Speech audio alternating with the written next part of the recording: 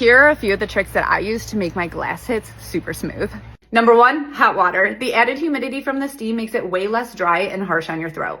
Number 2, this smoke filter from Moose Labs. This removes a ton of the nasties like tar and carcinogens from the smoke, making it way smoother, tastier, and actually healthier. And number 3, hemp wick. It burns slower and cooler than a butane lighter, allowing you to control the burn a lot easier and saving you from tasting the wrong gas on your inhale. So if your hits have been a little harsh, give these tricks a little try and enjoy your next sesh.